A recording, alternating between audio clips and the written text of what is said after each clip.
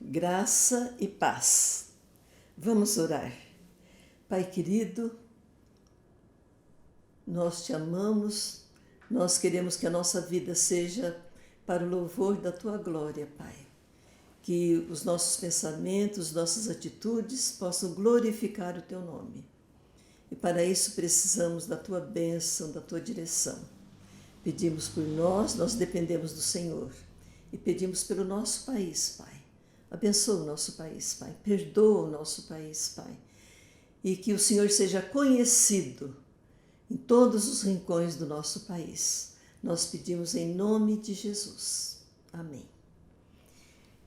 Nós pedimos que vocês se inscrevam para que o nosso canal possa ser enriquecido.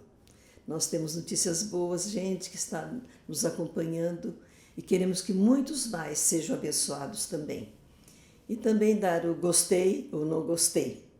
Nós estamos estudando o profeta Miqueias. O nome dele é uma pergunta: quem é como Deus?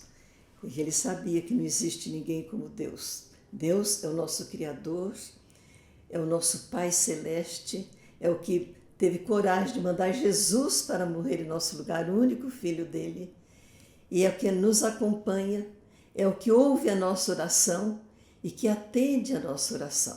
Esse é o nosso Deus. Por isso Miqueias pergunta: quem é como o nosso Deus? Só Ele é Deus. E nós então estamos já no capítulo 5. O livro de Miqueias tem 7 capítulos. Vale a pena ler, tem 2 versículos que são especiais aí. Um é que nós vamos ver agora. Deus promete um rei para o seu povo. Isaías e Miqueias são considerados profetas messiânicos. São profetas que falaram do Messias, que deixaram uma mensagem. Miqueias vai dizer aonde ia nascer o Messias, o rei esperado, o Salvador esperado. E tu, Belém Efrata, posto que pequena entre os milhares, era uma cidadezinha pequena, de ti me sairá aquele que vai pastorear Israel. O rei é daquela cidadezinha, essa cidade que Davi nasceu lá. E nós sabemos que o Salvador, Jesus, é da descendência de Davi. E esse projeto foi feito nos tempos antigos, na eternidade. Aquela família foi escolhida para ser o berço que ia acalentar o menino Jesus, o Salvador da humanidade. Então, foi tudo profetizado. Esse povo foi ensinado. Eles iriam para o cativeiro, é outra mensagem de Miqueias. Eles iriam para o cativeiro até que nasça o filho da mulher que está para dar à luz. E como nós falamos na outra parte, existem profecias que já foram, nesse tempo, muita coisa já tinha acontecido. O próprio Miqueias, ele vai ver o cumprimento da profecia dele, da invasão de Samaria, da invasão de Jerusalém. Mas ele não vai ver esse nascimento, essa mulher que vai ter essa criança, que vai acontecer lá no Novo Testamento. Então, nós vemos nesse tempo do cativeiro, no tempo que eles estão ali sem rei, não tem rei, e vão ficar até o nascimento de Jesus, que é o grande rei que está prometido aqui no capítulo 5 de Miqueias, descendente de Davi. Então, Miqueias traz a mensagem de Deus: vocês voltarão à terra prometida, o remanescente, aqueles que permanecerem fiéis, voltarão para a terra prometida. O rei virá e será o pastor de vocês. Já é uma profecia de Jesus. E trará segurança e paz. E seu poder alcançará os lugares mais distantes do mundo. É a profecia também feita para Abraão. da descendência dele igual às estrelas do céu. Então, esse rei vai ser conhecido no mundo todo, nos lugares mais distantes, e ele vai trazer paz e segurança. E ele fala: a Síria e outros países invadirão o nosso país. Vocês lembram que foi a Síria, depois foi a Medo-Persa, a Babilônia, a Síria, Medo-Pérsia, Grécia e Roma. Países que invadiram Israel. E os nossos líderes importantes vão conquistar, vão lutar e vão conquistar. Sempre a mensagem final do profeta é de vitória, é de paz, é de segurança, para aqueles que se mantêm fiéis, aqueles que esperam perseverantemente. Então, ele diz assim, quando os assírios atacarem nosso país, o rei nos salvará. Então, sempre eles vão ter a salvação necessária para aquele tempo. Os remanescentes israelitas que continuarem vivos fisicamente e vivos espiritualmente, se tornarão instrumento de vida. Olha lá, os salvos. Vamos pensar que hoje a igreja é o Israel de Deus. Esses remanescentes, esses fiéis, são instrumentos, se tornarão instrumento de vida para muitos. Eles assim, igual o sereno que cai e molha a terra, igual a chuva que refresca a terra. E esses remanescentes dependerão de Deus. Mas esses remanescentes também serão instrumentos de morte para aqueles que não quiserem, aqueles que não aceitarem, porque serão as últimas oportunidades. Eles assim serão igual o leão novo que ataca e não tem mais quem salve, quem liberte, ninguém vai salvar esses que não aceitam o testemunho dos remanescentes. E eles assim, o Senhor purificará a sua nação. Que tipo de purificação que ele vai trazer? Ele vai tirar a confiança que eles tinham e a dependência que eles tinham na força militar, que era vã e falsa.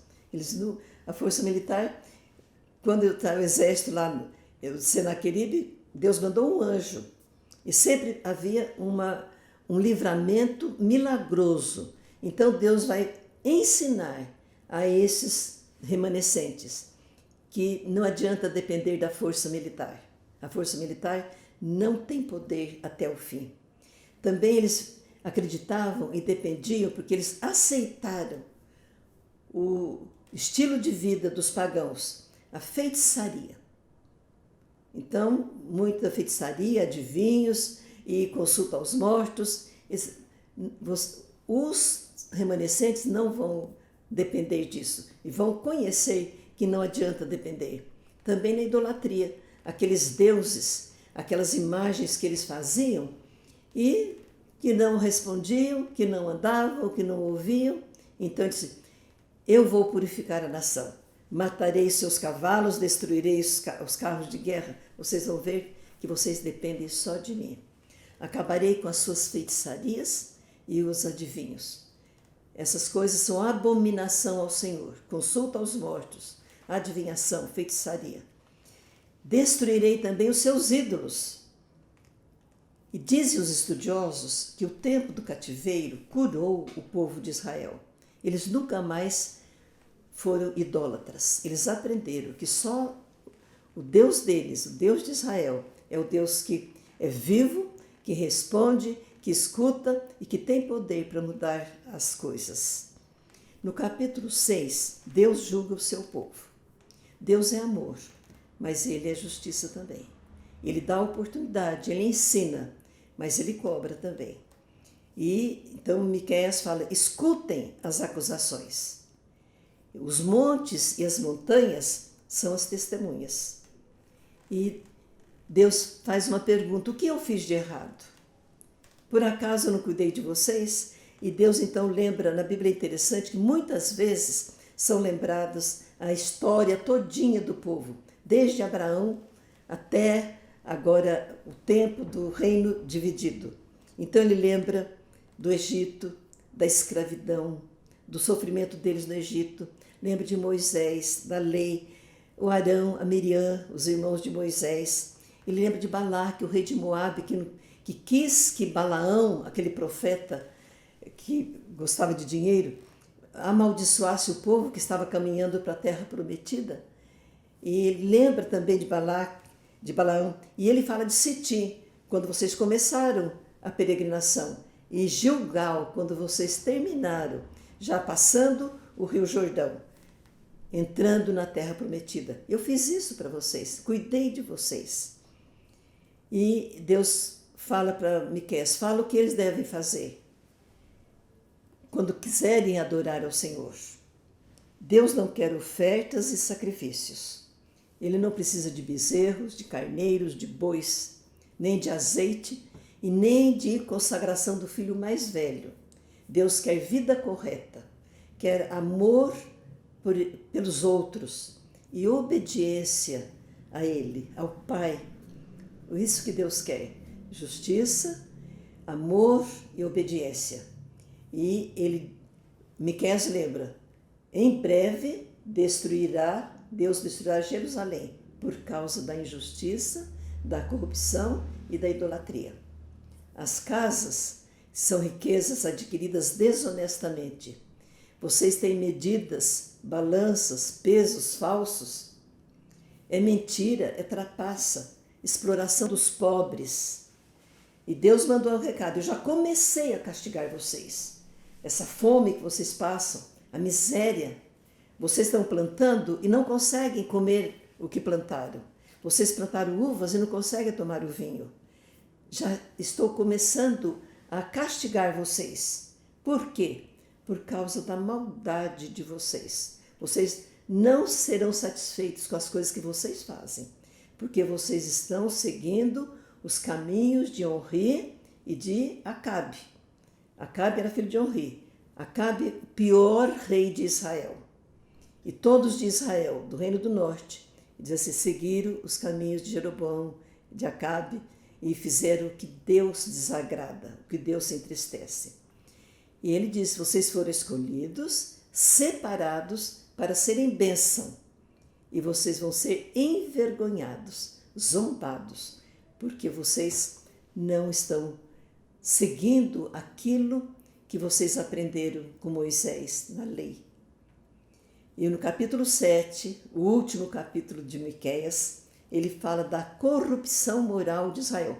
Por isso que no começo falou que ele foi responsável pela formação moral do povo. Ezequias mesmo se converteu e promoveu um avivamento pela pregação de Miqueias. Então, a corrupção de Israel. O profeta fala em nome da cidade, como se ele fosse a cidade. E ele lamenta a corrupção moral de Israel, tanto na vida pública como na família. Então, ele falou assim, é tanta corrupção, tanta maldade, que eu já comecei a castigar vocês. Não tem um honesto aqui? Não tem nenhum que obedeça a Deus completamente? Vocês só falam em violência, matam, mentem, tiram os bens do próximo, dos próprios irmãos. As autoridades torcem a justiça por dinheiro. É o tempo do suborno, da propina. Não aparecem esses nomes na Bíblia, mas já havia esse espírito que infelizmente tem na nossa pátria também. É suborno, é propina, é injustiça, é exploração. Então, ele fala, os poderosos ficam planejando maldades. Os honestos, não, os mais honestos ainda precisam aprender muita coisa. E Deus manda um recado, o castigo está chegando. As famílias desestruturadas não acreditam em ninguém. Vocês não acreditam em ninguém. Nem nos vizinhos, nem nos amigos. Olha que coisa triste. A gente não poder ter confiança nas pessoas que nos rodeiam. Isso assim, até a sua mulher, cuidado com o que você diz dela. E ele fala, os filhos desprezam os pais, as filhas desprezam as mães, as noras brigam com as sogras, os parentes se tornam os maiores inimigos do homem. Que coisa triste. A corrupção foi atingindo todas as classes, até chegar na família, que é quase o último. E hoje tem só a igreja. Os parentes são os maiores inimigos do homem. E Miqueias escreve assim: eu, porém, ponho a minha esperança em Deus, o Senhor, e confio firmemente que Ele me salvará. O meu Deus me atenderá. É o profeta, é o crente perseverante, que no meio de tanta corrupção, de tanta maldade, ele permanece firme no Senhor. Porque Deus sempre se compadece e salva o seu povo. Salve Israel. O povo confessa o seu pecado, ele confia que Deus vai derrotar os seus inimigos. Para nós também é isso. A gente confia em Deus e sabe que nós venceremos. Lá no Novo Testamento, Deus nos dá a vitória sempre. Né? Nós pecamos, temos que suportar a sua ira, o castigo, a justiça dele. Mas ele nos fará justiça, porque Deus é justiça. E nós seremos salvos. Os inimigos serão derrotados. Nós temos que ler a Bíblia e decorar isso aí na hora da batalha, na hora da tristeza, na hora da luta, na hora da doença, a gente repetir, porque a palavra de Deus não volta vazia. Então, ele diz assim, ele nos fará justiça, ele vai derrotar os meus inimigos. E Miqueias fala assim, chegando o tempo de construir de novo. Esse já é o tempo do quê? Da volta do cativeiro. Neemias, quando ele volta para Jerusalém para reconstruir aquela cidade. Os remanescentes voltarão para Jerusalém. Virão do Egito, da Assíria, perto do Eufrates, dos mares e montanhas mais distantes. Todo o povo salvo será reunido, os remanescentes, os que crerem nesse Deus e no Filho amado que Ele mandou para nos salvar. O mundo vai virar um deserto por causa do pecado dos seus moradores. E o Miqueias termina o seu livro com uma oração pedindo a misericórdia de Deus. Ó Deus, nosso pastor, cuida de nós, leva-nos para os bons pastos de Bazã, de Gileade, lá havia muita fartura. Faz milagres como o Senhor fez no Egito, porque os povos vão temer como quando nós saímos do Egito, quando eles viram o seu poder e o seu amor pelo povo escolhido. Deus, eu sei que o Senhor perdoa, o Senhor tem prazer em nos mostrar amor. E eu sei que o Senhor jogará as nossas culpas no fundo do mar. O Senhor é fiel. Mostra amor sempre, como prometeu que faria aos descendentes de Abraão e de Jacó. Deus é fiel, é poderoso, é misericordioso e Ele está no governo do mundo e no governo da igreja e no governo das famílias que querem e no governo do nosso coração, da nossa vida. Vale a pena a gente ter esse Deus. Que Deus nos abençoe.